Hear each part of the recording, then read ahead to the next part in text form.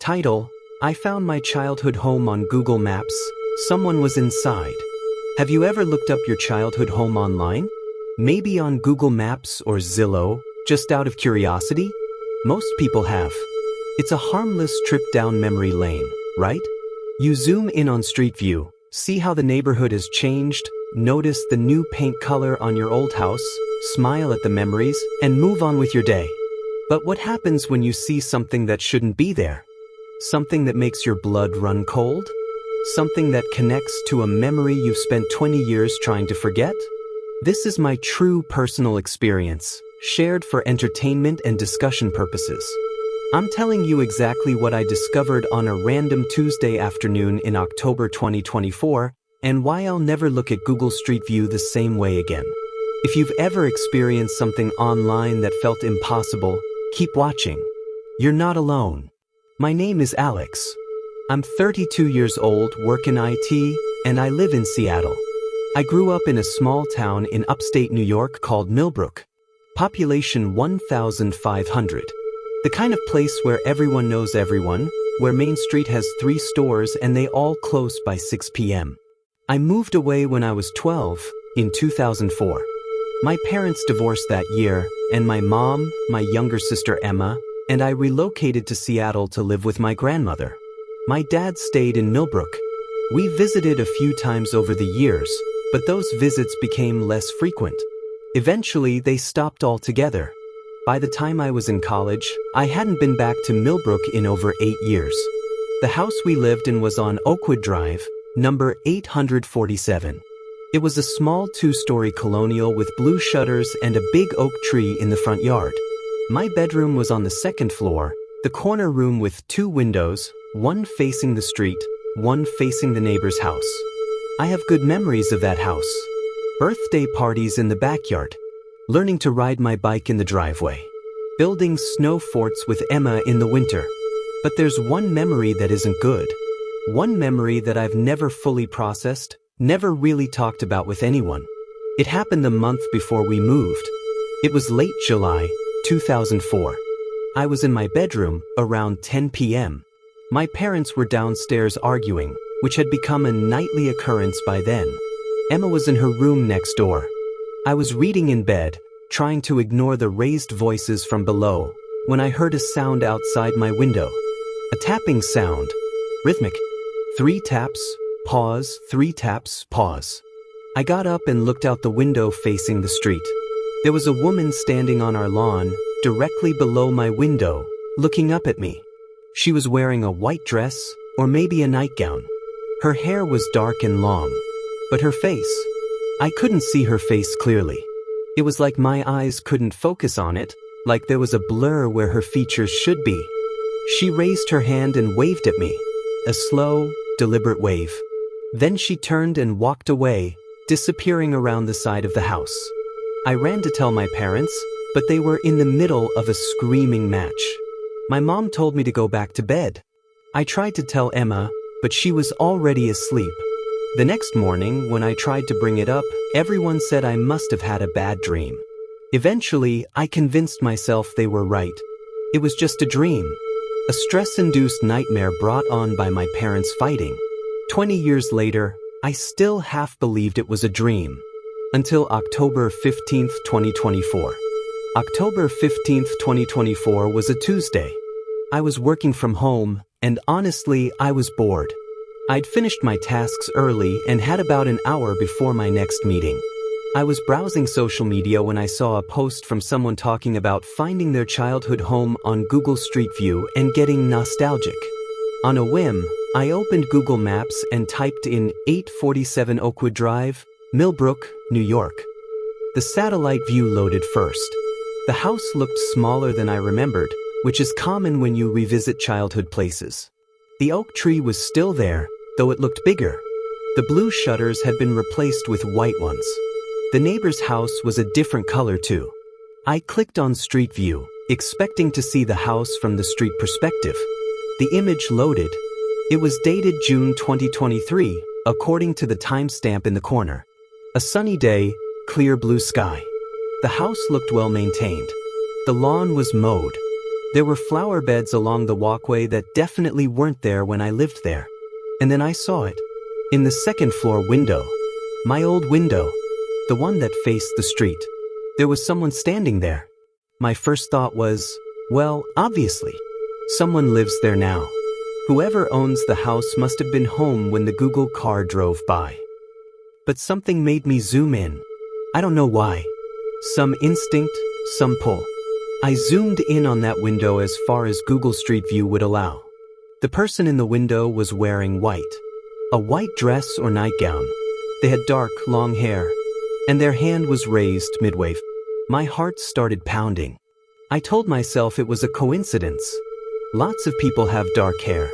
Lots of people wear white. It's not that unusual to wave when you see a Google Street View car. But then I noticed something that made my stomach drop.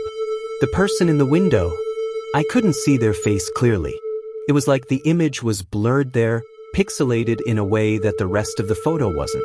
Like my eyes in 2004, unable to focus on the features. I took a screenshot. My hands were shaking slightly as I did it. I told myself I was being ridiculous. This was a different person in a different time. Just a weird coincidence. I checked other dates on Street View. Google has multiple captures of the same location over the years. I went back to September 2019. Different season, different time of day. The house looked slightly different. The shutters were gray in this capture. But the same window was empty. Nobody there. August 2017. Empty window. July 2015. Empty window. May 2012. Empty window. Every single previous Street View image showed an empty window. But June 2023, there they were. Standing in my old bedroom window, wearing white, waving. I tried to rationalize it. The current owners must have been home on that specific day. They happened to be wearing white. The blur on their face was just a weird glitch with the camera. But I needed to know more. I needed to understand. I found the Millbrook County property records online. Public information. It showed that 847 Oakwood Drive had been sold in August 2004, a month after we moved, to a family named the Hendersons. They owned it until 2019, when it was sold to a David and Margaret Riley. I found Margaret Riley on Facebook. Her profile was public. I scrolled through her photos, looking for any pictures of the house. I found one from July 2023, a month after the Google Street View capture. It was a photo of their backyard garden with a caption about summer flowers. In the background of the photo, visible through a window, was a woman. Not Margaret. This was a younger woman, maybe in her 20s. She had blonde hair, not dark. And she was wearing regular clothes, not white. I commented on the post, trying to seem casual. Beautiful garden. Quick question. Was that photo taken from the second floor? I used to live in a house just like yours and I love the layout. Margaret replied within an hour, thanks. No, this is from the first floor kitchen window. Our second floor is just bedrooms and a bathroom. We don't spend much time up there. So if they don't spend much time on the second floor, who was in that window in June 2023? I kept digging. I found a local Millbrook Facebook group and joined it. I posted asking if anyone remembered my family or the old house on Oakwood Drive. A woman named Susan, who had been our neighbor, responded, I remember you. You lived next door to us. Such a nice family. I'm sorry your parents split up. How are you and Emma doing? I messaged her privately. We exchanged pleasantries, caught up briefly. Then I asked as casually as I could, do you remember anything unusual about our old house? Any stories or weird things that happened there? There was a long pause. Then she replied, actually, yes. After you moved, the Hendersons mentioned some strange things. Their daughter said she sometimes saw a woman in white standing outside the house at night. They thought she was making it up for attention. Why do you ask? I told her about the Street View image. I sent her the screenshot. Another long pause. Then, Alex, that's exactly how their daughter described her. White dress, dark hair, blurry face. She said the woman would stand under the bedroom window and wave up at the house. It scared her so much they eventually moved her to a different bedroom. When did this happen? I asked. Started around 2005, I think. Lasted for a few years, then stopped. They never saw anything again after about 2008. I felt cold. I told Susan about my own experience in 2004, the month before we moved. The woman on our lawn, waving up at my window. "Oh my God," Susan replied. "Alex, there's something else. Something I never told anyone because it seemed too strange." She sent me a photo. It was an old newspaper clipping from the Millbrook Gazette, dated March 1987. The headline read, "Local Woman Missing." The article described how a woman named Caroline Walsh, 34, had disappeared from her home on Oakwood Drive. Number 847 Oakwood Drive. My house. A house. She had lived there with her husband and their young daughter.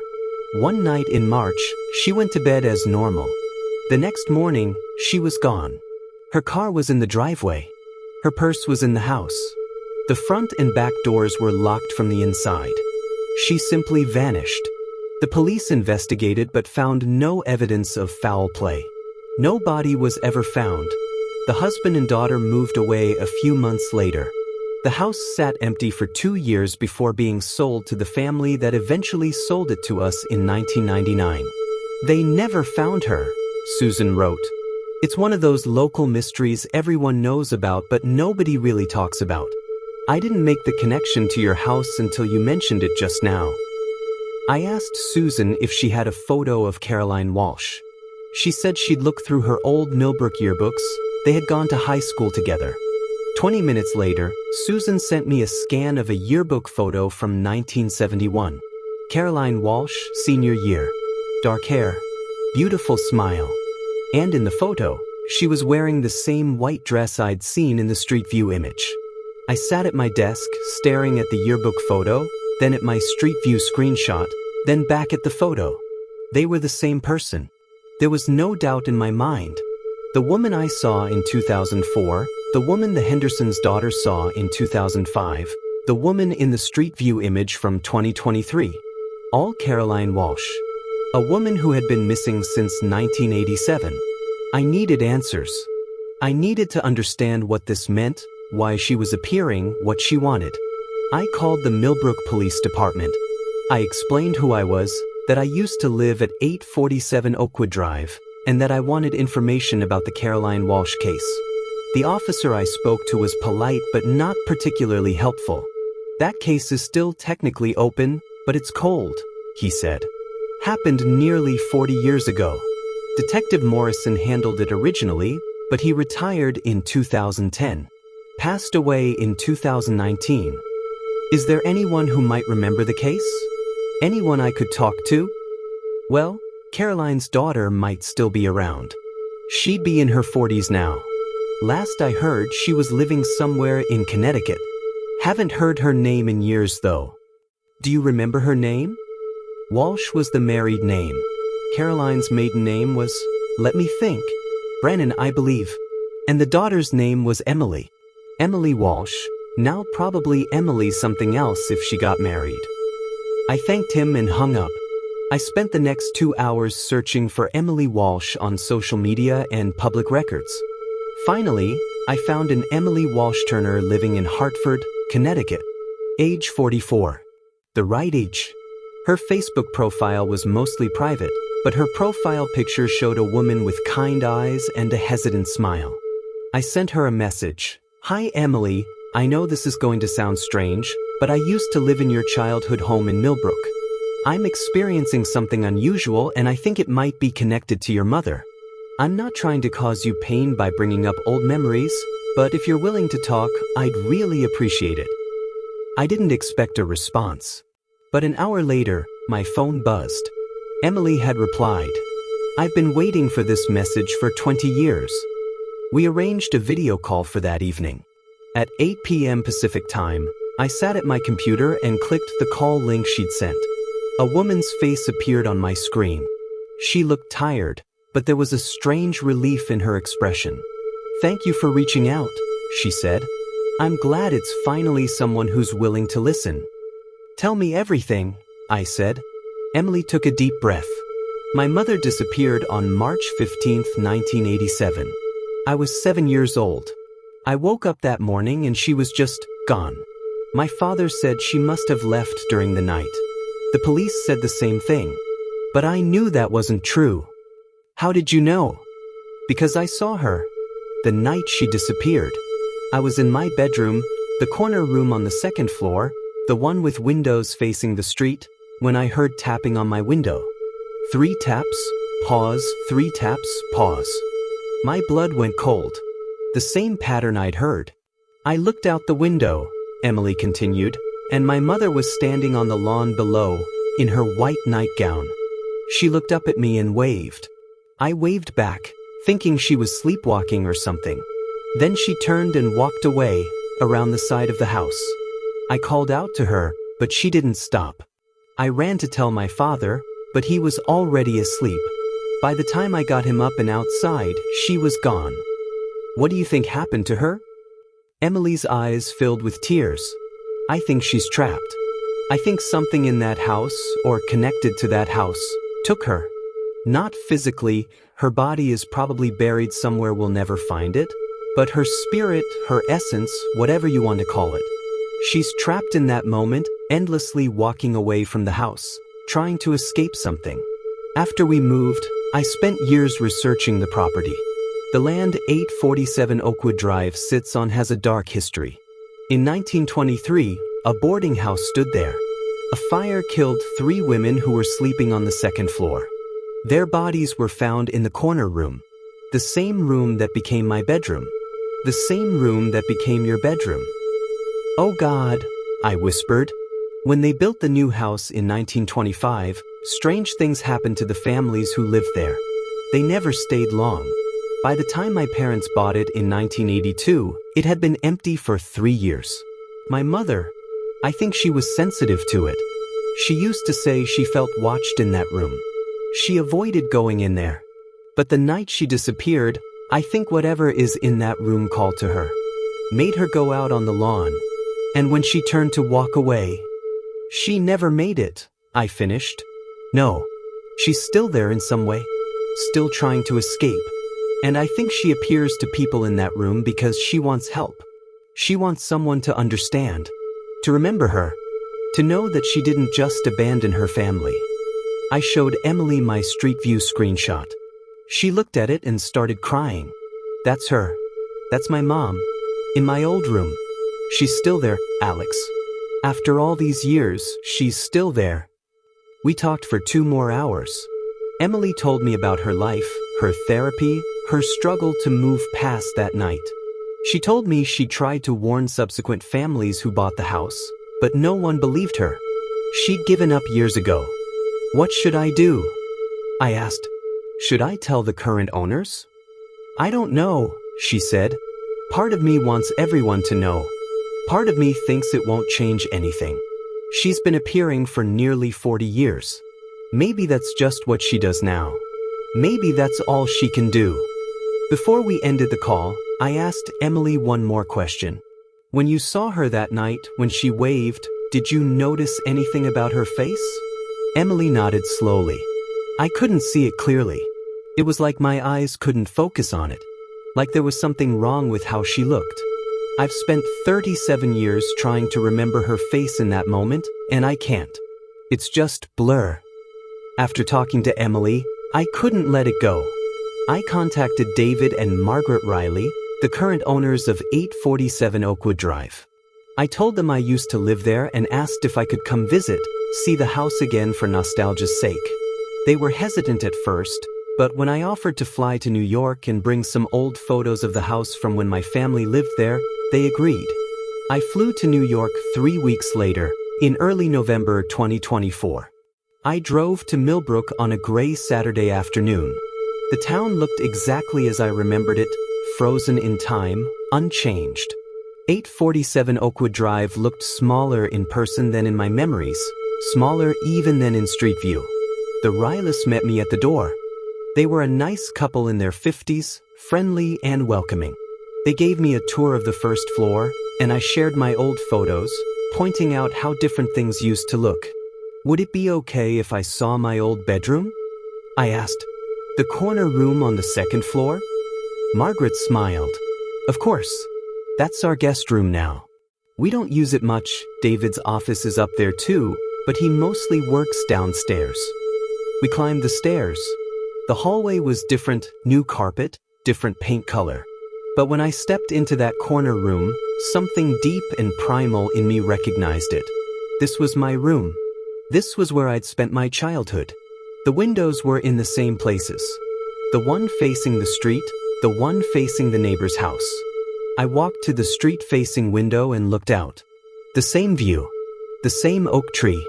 The same lawn where I'd seen the woman in white 20 years ago. Have you ever experienced anything unusual in this room? I asked, trying to sound casual. David and Margaret exchanged a glance.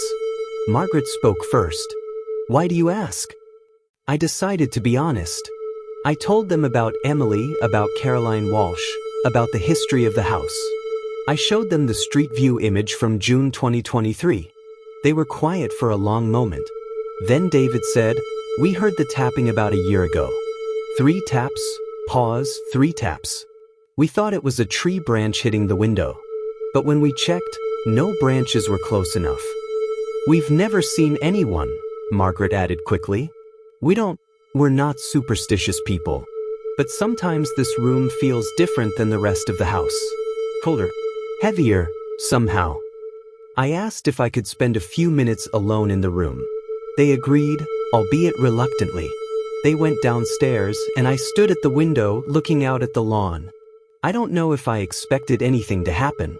Part of me hoped I'd see her again, get some kind of closure or understanding. But the lawn remained empty. The sky was overcast. A few leaves blew across the grass. I was about to turn away when I heard it.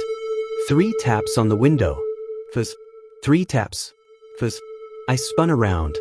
The other window, the one facing the neighbor's house, was rattling slightly, as if something had just tapped it. But there was nothing there. No branch. No bird. Nothing. I walked to that window and looked out. The neighbor's yard was empty. But in the reflection on the glass, just for a moment, I saw her. Standing behind me in the room. White dress. Dark hair. Blurred face. I turned around quickly. The room was empty. When I looked back at the window, the reflection was gone too. I went downstairs on shaky legs. I thanked the Rylas for their hospitality and left. I drove back to the airport in silence, my mind racing.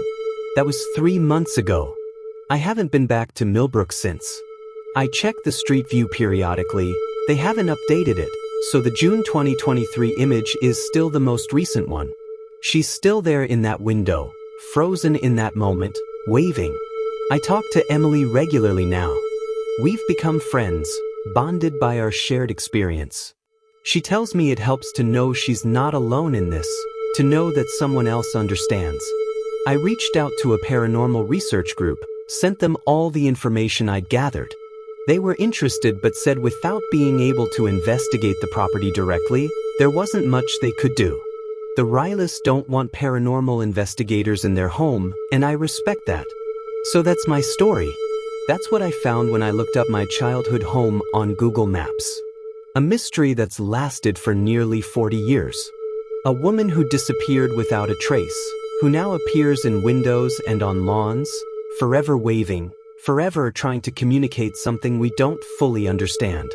I still don't know what happened to Caroline Walsh's physical body. I don't know what force or entity took her that night in 1987. I don't know why she appears to certain people, children mostly, it seems, or what she's trying to say with that wave. But I know she's real. I know she's still there, in some form, tied to that house in that room. And I know I'm not the only one who's seen her. If you've ever lived in that house, if you've ever experienced anything unusual there, please reach out. Emily and I are still trying to understand. We're still trying to help her, if we can. Thank you for listening to my experience.